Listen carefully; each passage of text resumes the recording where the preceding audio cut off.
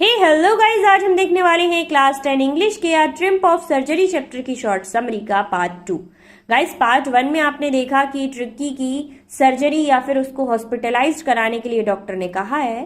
Part 2 में देखिए कि कैसे वो सर्जरी के लिए जाता है और कैसे ठीक होके आता है। तो आइए फटाफट से स्टार्ट करते हैं।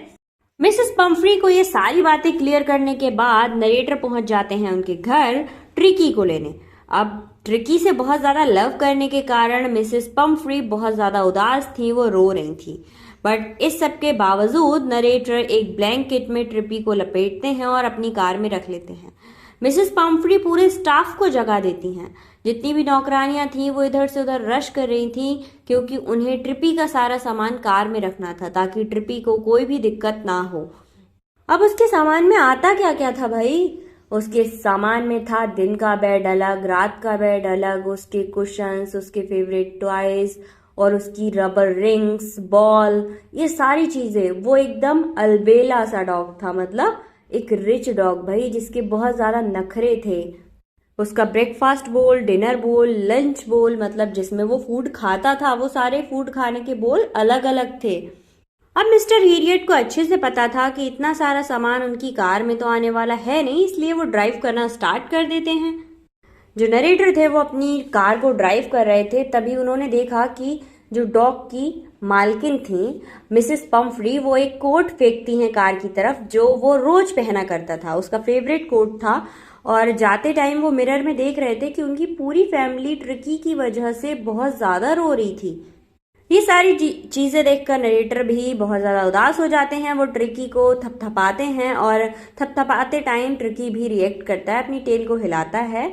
वो ट्रिकी से कहते हैं कि मैं जानता हूँ तुम में एनर्जी नहीं है, बट मुझे विश्वास है मैं तुम्हें ठीक कर दूंगा, या फिर ठीक करने का कोई आइडिया जरूर ढूंढ लूंगा।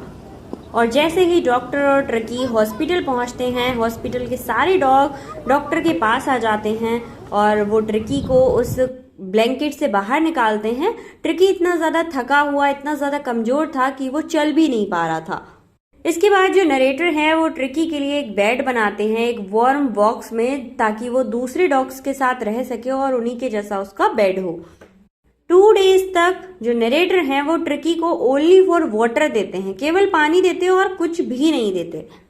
सेकेंड डे वो चारों तरफ घूमने लगता है, वहां के नज़ारों को देखने लगता है। थर्ड डे वो भौंकने लगता है ताकि लोगों को पता चले कि वो भी अदर डॉग्स की तरह बाहर घूमना चाहता है या फिर कुछ कहना चाहता है, इसलिए वो भौंकना भी शुरू कर देता है। नरेटर ट्रिकी का दरवाजा खोल देते हैं और ट्रिकी बाहर आ जाता है। तभी जो और उसके फ्रेंड ट्रिकी को घेर लेते हैं। जो एक ग्रे हाउंड था, वो सारे लोग ट्रिकी की जांच पड़ताल यानी इंट्रो आउट्रो करने के बाद गार्डन की तरफ चले जाते हैं। ट्रिकी भी उनके साथ उनके पीछे पीछे चला जाता है। शाम को डिनर का टाइम होता है। नरेटर वहीं पर थे और सबको ऑब्जर्व कर रहे थे। सभी डॉग्स अपना खाना फटाफट खा रहे थे, क्योंकि सबको पता था कि अगर किसी और डॉग का खाना फिनिश हो गया मुझसे पहले तो वो मेरे फूड पर अटैक कर देगा, इसलिए सब अपना अपना खाना फटाफट फिनिश करने में लगे हुए थे। जब सारे लोग खाना खा लेते हैं, मतलब सारे डॉग खाना खा लेते हैं, उसके बाद ट्रिकी उन शाइनी बोल्स को देखने जाता है और उन बोल्स को ट्रिक भी करता है। अब एक एक्स्ट्रा और स्पेशल बोल रखा जाता है ट्रिकी के लिए, और ये देखकर कि ट्रिकी उस बोल की तरफ भागा भागा जा रहा है, नरेटर बहुत ज्यादा खुश हो जाते हैं कि फाइनली अब ट्रिकी फूड के लिए वहां पर जा रहा है, चल सकता है और वो भाग भी सकता है, दौड़ भी सकता है। जब वो आया था तो वो इतना ज्यादा वीक था कि उसे चला भी नहीं जा रहा था। ट्रिकी को कोई भी मेडिसिन, कोई भी इंजेक्शन, कुछ भी नहीं दिया गया था। वो नॉर्मली ठीक होना स्टार्ट हो गया था। वो बस पूरे दिन डॉग्स के साथ खेलता था, कम फूड खाता था। सभी डॉग्स ने ट्रिकी को फैमिली मेंबर के तौर पर एक्सेप्ट कर लिया था। सब उसके साथ खेलते, दौड़ते, एक दूसरे के ऊपर चढ़ते और फूड खाते, शाम को सोते, टहलने जाते, सब एक साथ एंजॉय किया करते थे। अब ट्रिकी भी खाने के लिए लड़ना सीख गया था, और जो और कुत्ते थे, जितने डॉग्स थे, वो ट्रिकी से हाइट में थोड़े से ज्यादा थे। ट्रिकी भी उन डॉग्स के साथ हैन हाउस में चूहों का शिकार किया करता था और उन्हें खाया करता था। ट्रिकी फुल टू एंजॉय कर रहा था, क्योंकि उसने आज तक ऐसी लाइफ जी ही नहीं थी। दूसरी तरफ मिसेस पम्फ्री दिन में 12 टाइम्स कॉल किया करती थी ट्रिकी की इंफॉर्मेशन लेने के लिए। वो डॉक्टर से बहुत सारे क्वेश्चंस करती थी। फॉर एग्जाम्पल कि ट्रिकी का जो कुशन है उसका कवर डेली बदला जा रहा है या नहीं बदला जा रहा है, या फिर इसका जो कोट है वो वेदर के हिसाब से उसे पहनाया जा रहा है या नहीं, खाने में क्या मिल रहा है, बहुत सारे क्वेश्चन करती रहती थी। मिस्टर हैरियट इन सारे क्वेश्चंस को इग्नोर करते हुए उनसे एक ही बात कहते थे कि अब जो ट्रिपी है वो बहुत जल्दी रिकवर हो रहा है, वो फटाफट से ठीक हो जाएगा। मिसेस पंफ्री चाहती थी कि ट्रिकी जल्दी से रिकवर कर जाए, तो वो क्या करती हैं कि 2 दर्जन एग्स वो डेली डॉक्टर के पास भेजने लगती हैं कि उसको खिलाए जाएं। बट मिस्टर हैरियट और उनकी टीम क्या करते थे, वो लोग ब्रेकफास्ट में खुद ही उन एग्स को खाने लगते हैं, ट्रिकी को वो नहीं देते हैं। उसके बाद मिसेस पंफ्री ब्लड को साफ करने के लिए बियर बॉटल्स भेजती हैं, वाइन बॉटल्स भेजती हैं, बट उन बॉटल्स को भी वो लोग खुद ही यूज कर लेते हैं, ट्रिकी को नहीं देते। तो मिस्टर हैरियट को हैबिट हो गई थी, वो लंच से पहले 2 ग्लास वाइन लिया करते थे और बची हुई वाइन को वो अपने डिनर से पहले लिया करते थे। और गाइस हद तो तब हुई जब मिसेस पंफ्री ट्रिकी के लिए ब्रांडी भिजवाने लगी।